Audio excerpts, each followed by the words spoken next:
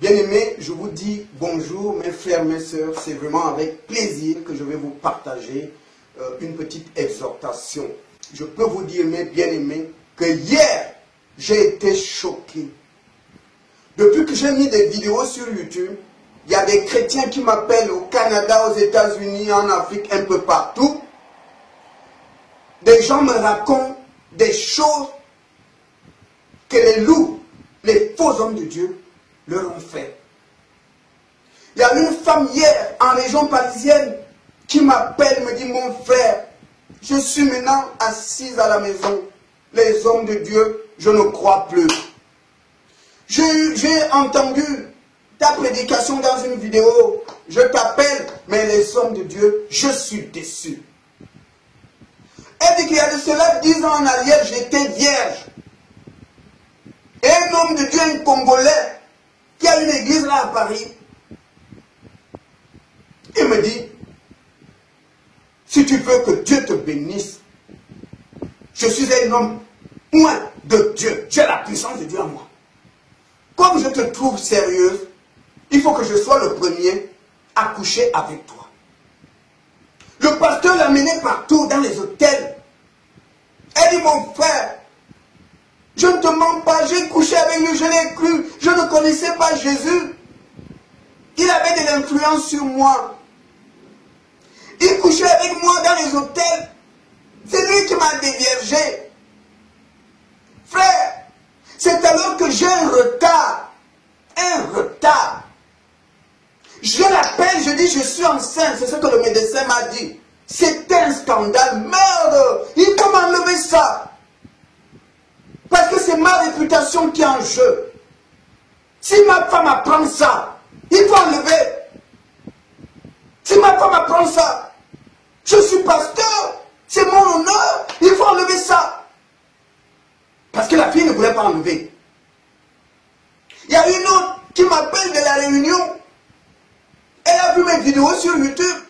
Elle me dit, pasteur, prie pour moi.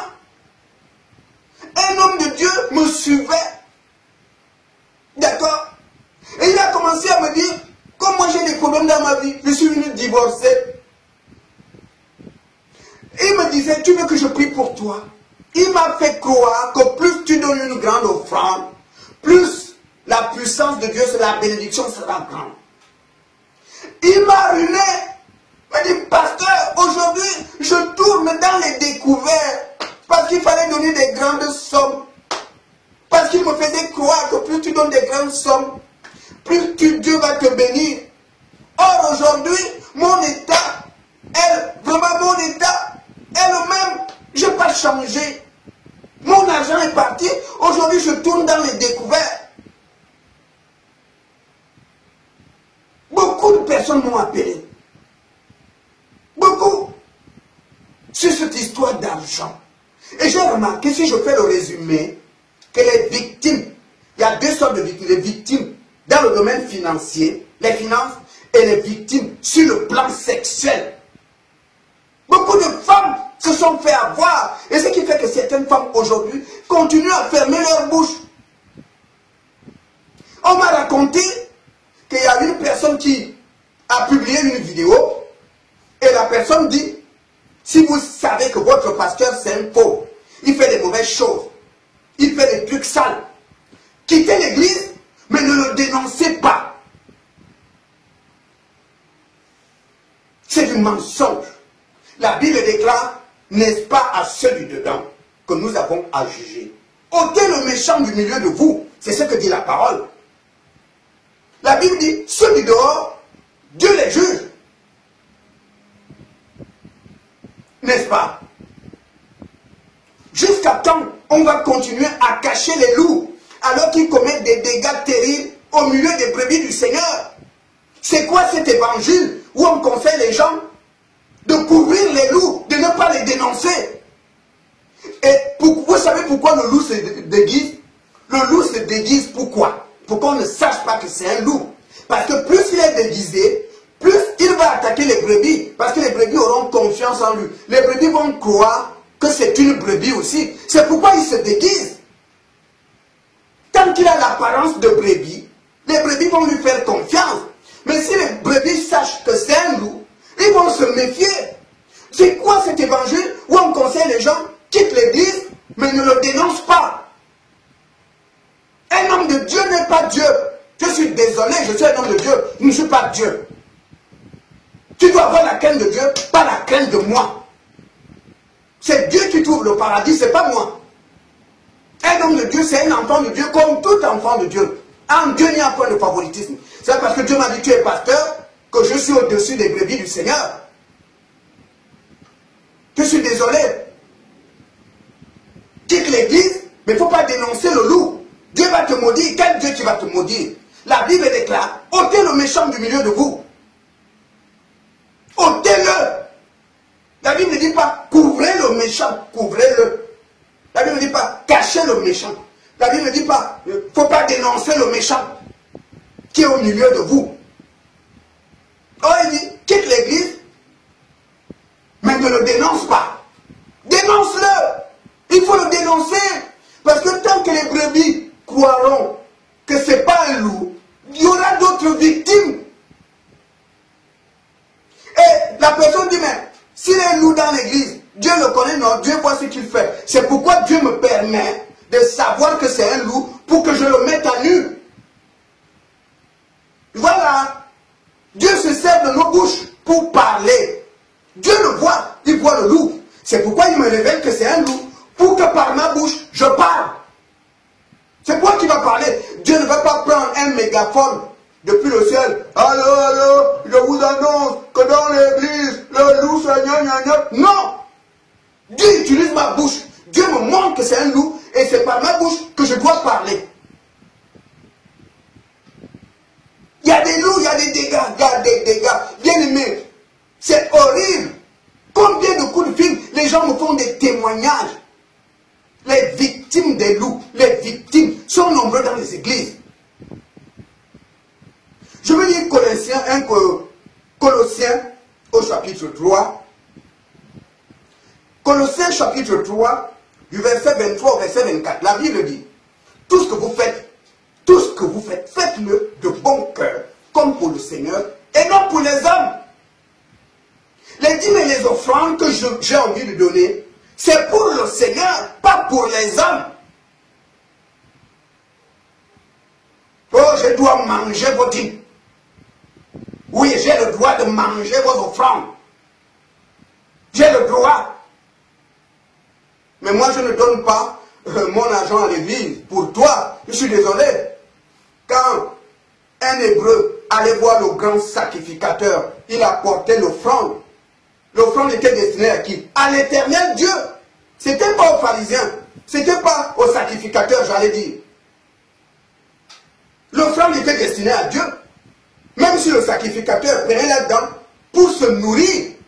Mais l'offrande était pour l'Éternel. Vous avez des escrocs qui ont dépouillé les enfants de Dieu. Aujourd'hui, ils ont des bottes. Chaque prière, il y a des gens qui viennent me voir pour que je prie pour ces personnes-là. On me dit, oh, bien aimé, tu ne prends pas d'offrande. Je dis, non, il n'y a pas d'offrande. Les gens, oh, je peux venir pour que tu pries pour moi. J'ai un problème de mari de nuit. J'ai un problème, machin. C'est combien l'offrande? Moi, je leur dis, il n'y a pas d'offrande. Il n'y a pas d'offrande chez moi. Ah bon? Je dis, il n'y a pas d'offrande. Ce sont des escrocs qui vous demandent l'argent. Elles viennent ici, les personnes. Je prie gratuitement. Il n'y a pas d'offrande. C'est Jésus qui fait le miracle. Ce n'est pas moi. Pourquoi je vais prendre ton argent? Je suis qui? Le miracle, c'est Jésus qui le fait. Si tu as une offrande à faire, va régler ça avec Jésus. Moi, je ne prends pas un centime de qui que ce soit. J'ai un bon travail. Je gagne bien ma vie. Je n'ai pas besoin des offrandes de qui que ce soit. Ce sont des chômeurs qui prennent votre argent. Des chômeurs. Moi, je n'ai pas besoin. J'ai un bon salaire, moi. Vous avez des escrocs. Ils ont en ce moment des bottes.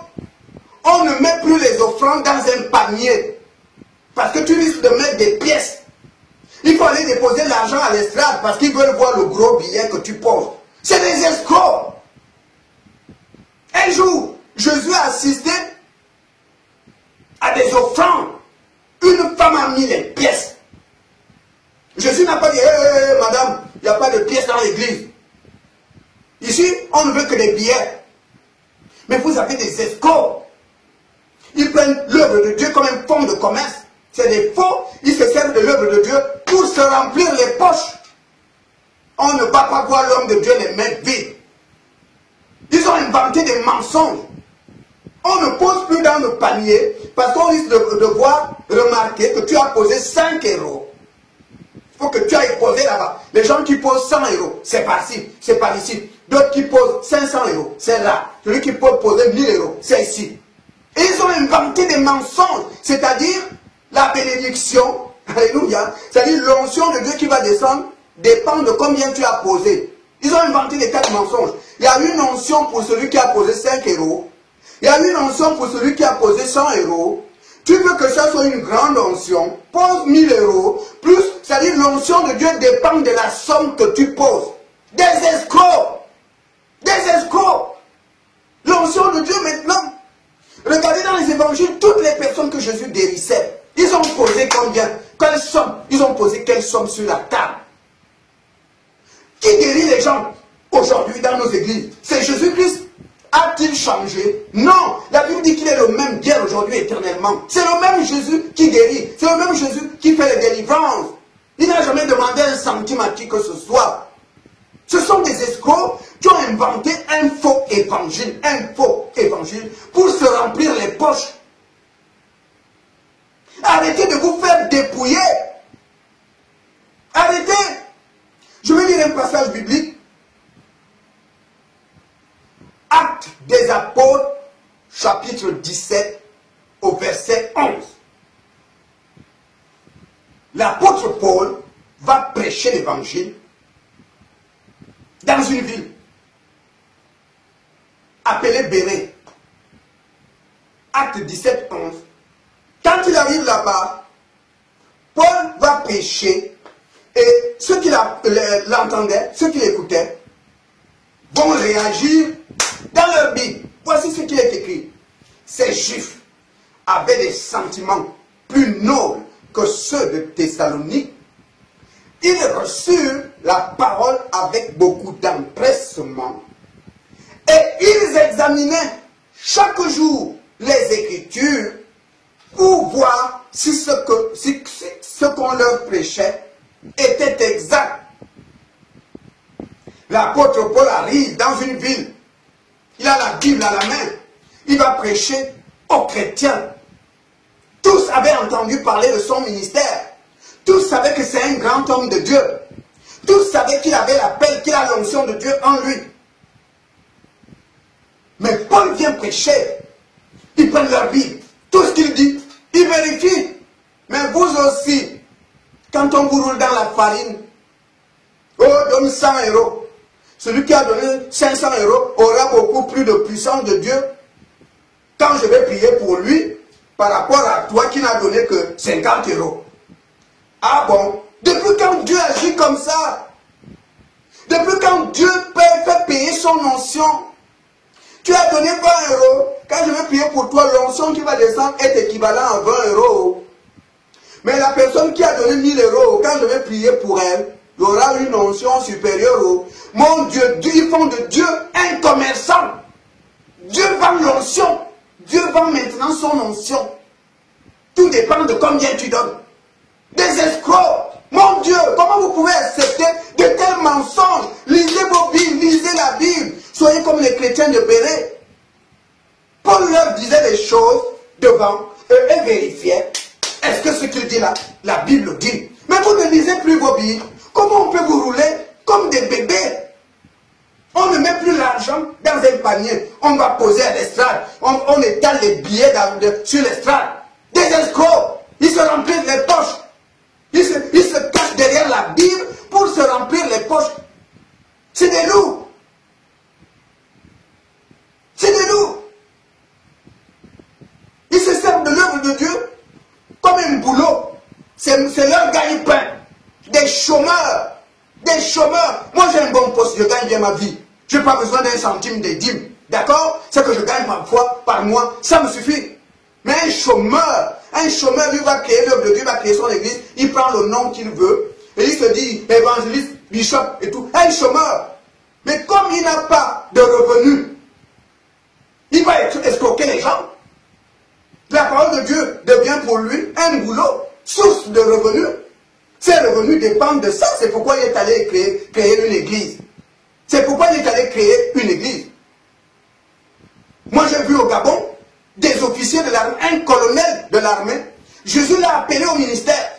J'ai vu des cadres que Jésus a appelés. Ce n'étaient pas des chômeurs.